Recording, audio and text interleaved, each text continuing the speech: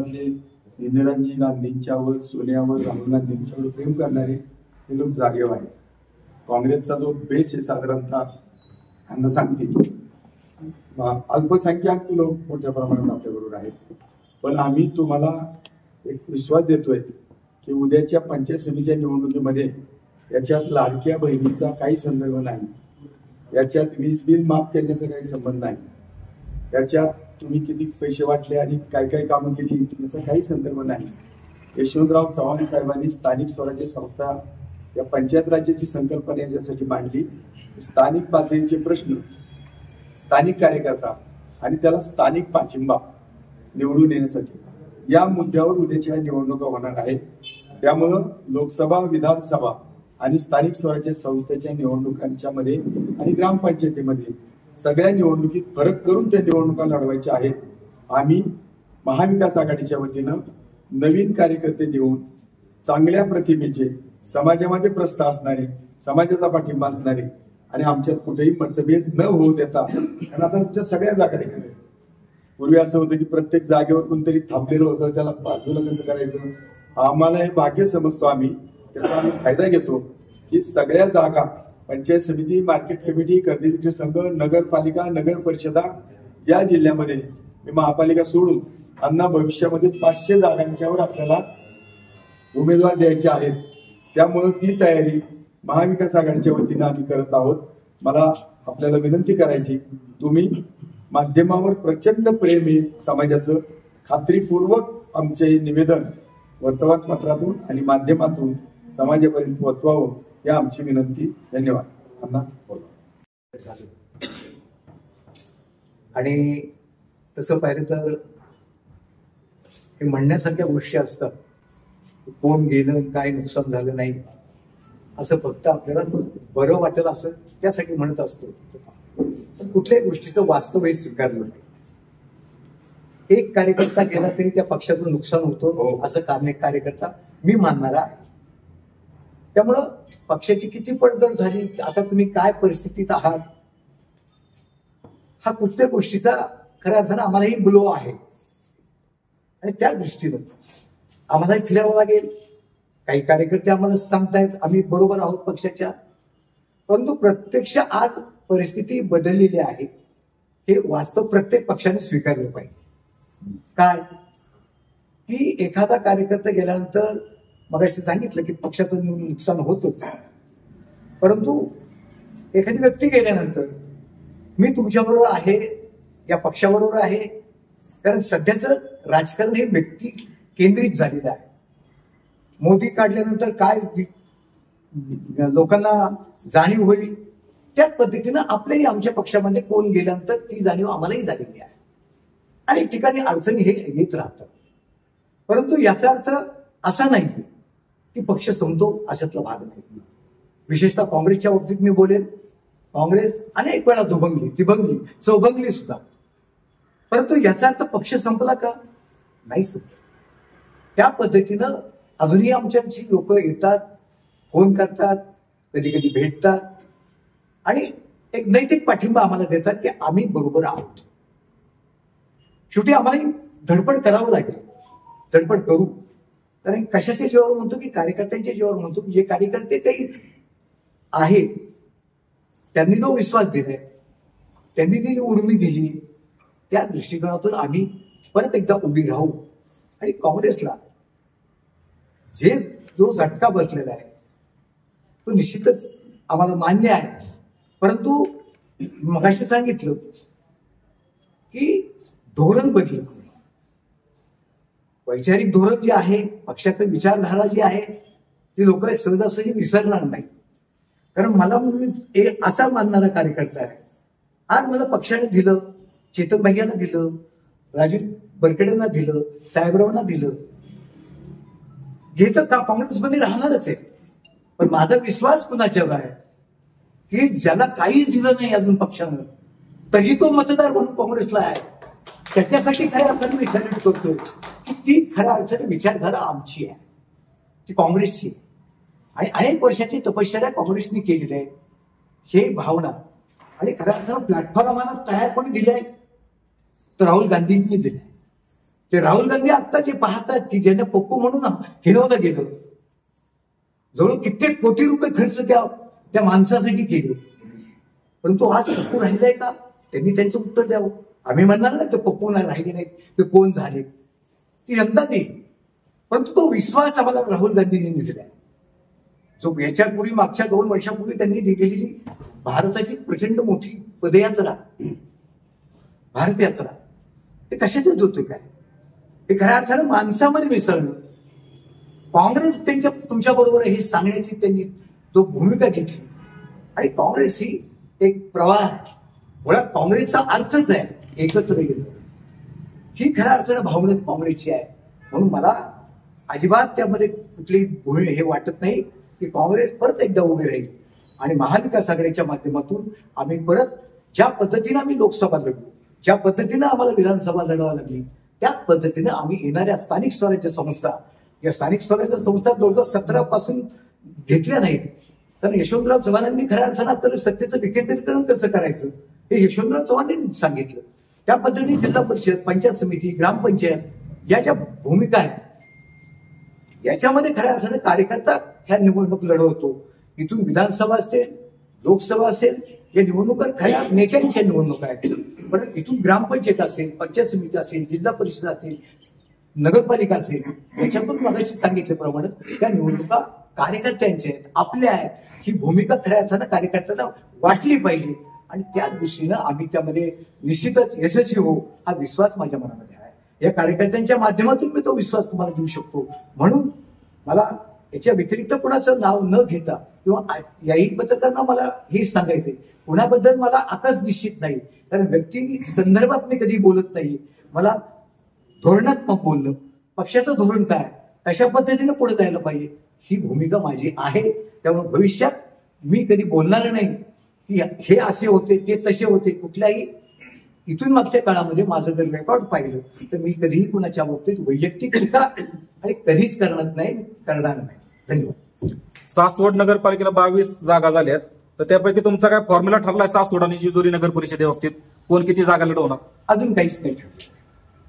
ही आमची पहिली मिटिंग आहे, ही पहिली महाविकास आघाडीची पहिली मिटिंग आहे.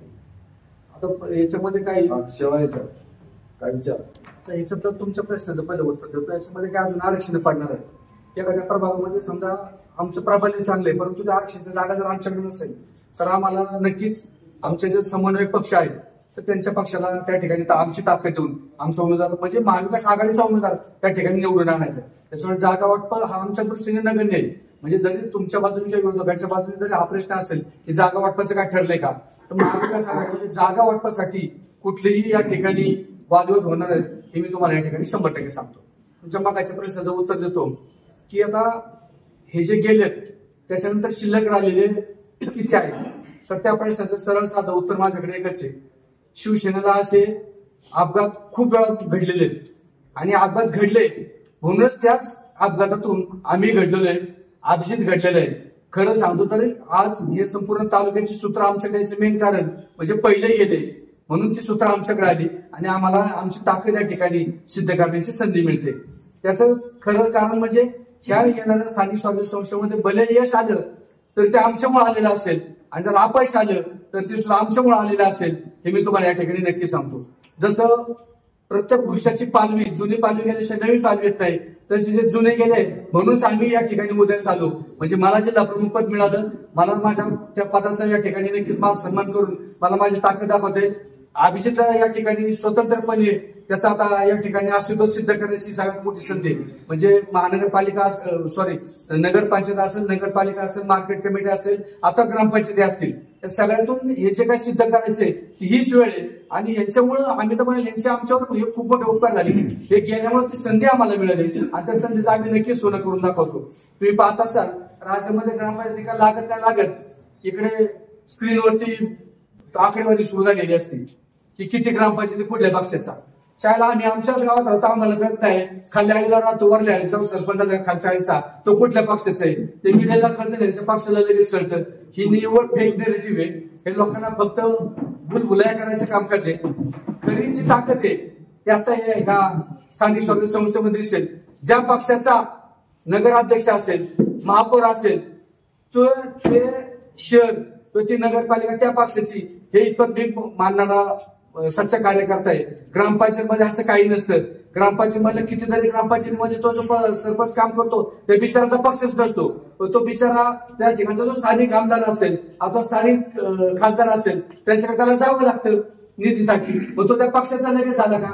असं बिलकुल होत नाहीये. म्हणजे या पुरंदर तालुक्यामध्ये एखाद्या विशिष्ट पक्षाचा जर आमदार असेल म्हणजे सगळ्या ग्रामपंचायती त्या आमदाराच्या झाल्या का? तर बिलकुल नाही.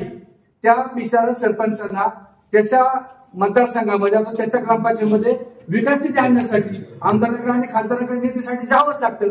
म्हणजे त्याला अडवणूक करायची का? त्याच्या घरात तुम्ही लगेच तो पक्षाचा पट्टा घालायचा आणि त्याचा शास्त्रीय सत्कार करायचा आणि सांगायचं का पक्ष प्रवेश केला? तर असं बिलकुल होत नाहीये. आणि तसं जरी होत असेल, मी आता पाहिलं की प्रत्येक पक्षातली पक्षांतर होत राहते. पक्षांतर जरी झाले तरी नेते मंडळी जातात, त्याच्या पाठीमागे थोडेफार पदाधिकारी जातात, परंतु मतदारांनी जागा सोडलेली नाहीये. याचं ज्वलंत उदाहरण आपण आता लोकसभेच्या निकालामध्ये पाहिलेले.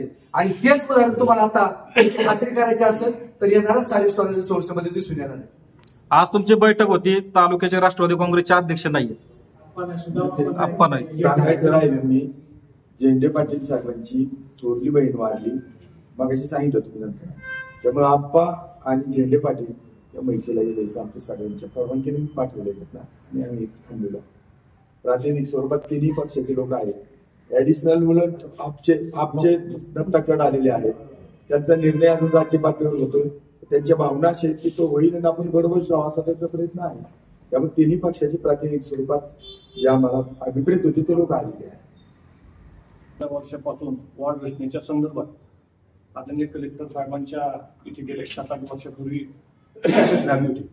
बऱ्यापैकी वॉर्ड रचना जिल्हा परिषद, पंचायत समिती, नगर परिषद या जुन्यात बऱ्यापैकी त्याच्या भौगोलिक रचना आणि जी निवडणूक आयोगाचे निकषाप्रमाणे जी काही जिल्ह्यात पद्धतीने करायची ती बऱ्यापैकी त्याच वॉर्ड रचना तशाच आहेत. त्याच्यातले हरकतीचे मुद्दे वॉर्ड रचनेबाबतीत जरी नसले तरी सुद्धा जे मुद्दे इथून मागे जे आम्ही उपस्थित केले होते त्याच्यामध्ये परवा दिवशीचाच एक मुद्दा एका चॅनलवर दाखवला गेला की बरेचसे मतदार, म्हणजे आज जर एखादं उदाहरण तुम्हाला जर स्पेसिफिक एखाद्या वॉर्डाचं द्यायचं म्हटलं तर खंडोबानगर असेल किंवा इतर ठिकाणचे तत्सम मतदार असतील त्या ठिकाणी काही ठिकाणी हे मी पुराव्यानिशी कलेक्टर साहेबांच्या मिटिंगमध्ये त्या गोष्टी सगळ्या निदर्शनास आणल्या होत्या. त्या आपल्याकडे देखील मी त्या बाईट देतो की एखादा मतदार आणि एखाद्या ठिकाणचा जर त्याचा पत्ता जर तो अस्तित्वात असेल, मतदार अस्तित्वात असेल, पहिली गोष्ट इथून सुरुवात आहे. बोगस मतदार हा कधीच अस्तित्वात नसतो. त्या ठिकाणी स्थानिक स्वराज्य संस्थांमध्ये तो कुठल्या तरी प्रस्थापित नेत्यांच्या व्यवसायामध्ये कुठंतरी कामगार म्हणून आलेला असतो, कुठंतरी काहीतरी कर्मचारी म्हणून आलेला असतो.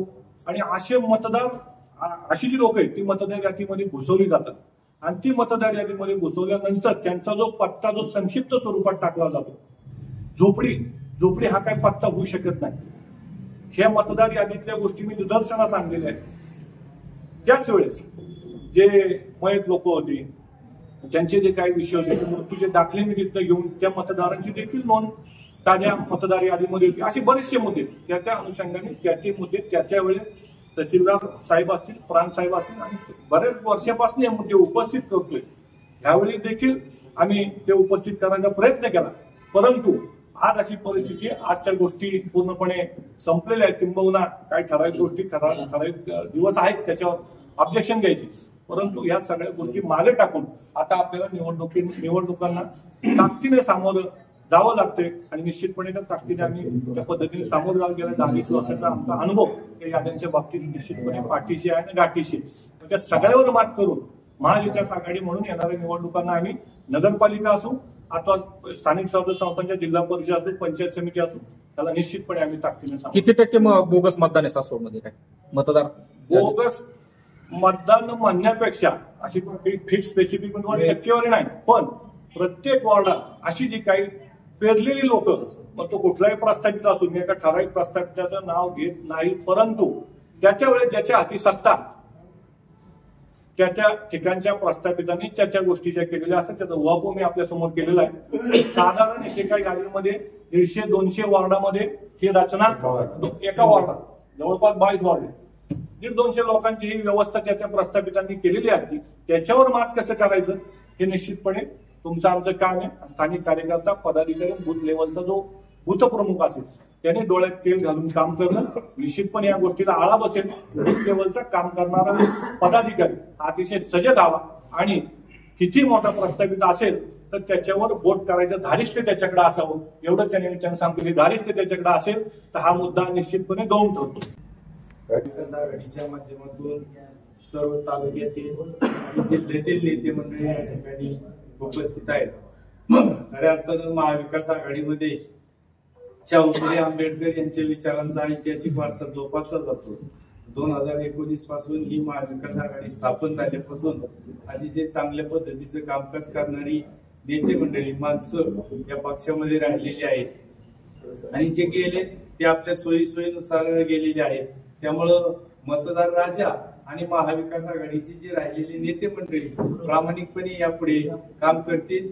निश्चित नगरपालिका असेल, पंचायत समिती असेल किंवा जिल्हा परिषद असेल यामध्ये पोटतिडकीने काम करणारी ही पक्ष संघटना नेते मंडळी निश्चित आपल्याला विजयाच्या दिशेने वाटचाल करतील यामध्ये आमची तीळ मात्र शंका नाही. त्याचबरोबर सासवड शहराबाबत बोलायचं झालं, सासवड शहरामध्ये 31,821 मतदान आहे आणि त्यामध्ये जवळजवळ 75% मतदान आमच्या महाविकास आघाडीला मानणारं मतदान आहे. यापूर्वीच्या निकालावरून किंवा यापूर्वीच्या मतदानावरून मी हे तुम्हाला घोषित करतो. आणि या ठिकाणी आपण सर्वजण या पत्रकार परिषदेसाठी उपस्थित राहिलात. प्रथमतः मी पत्रकार मीडिया बंधू यांचं मी जाहीर आभार व्यक्त करतो आणि या कार्यक्रमासाठी आमच्या महाविकास आघाडीचे सर्व नेते मंडळी आणि कार्यकर्ते पदाधिकारी विशेषतः उल्हासराव पुण्यावरून आलेले आहेत. जिल्ह्याचे संघटन करणारं नेतृत्व या ठिकाणी उपलब्ध आहे. आमचे विजयदादा आहेत, आमचे पवन साहेब आहेत, सर्वच नेते मंडळी या ठिकाणी उपस्थित आहेत. या पत्रकार परिषदेसाठी आपण सर्वजण उपस्थित राहिला त्याबद्दल मी आपणा सर्वांचे पुनश्च एकदा जाहीर आभार व्यक्त करतो आणि ही पत्रकार परिषद या ठिकाणी समाप्त झाली अशी जाहीर करतो. धन्यवाद. जय हिंद, जय महाराष्ट्र.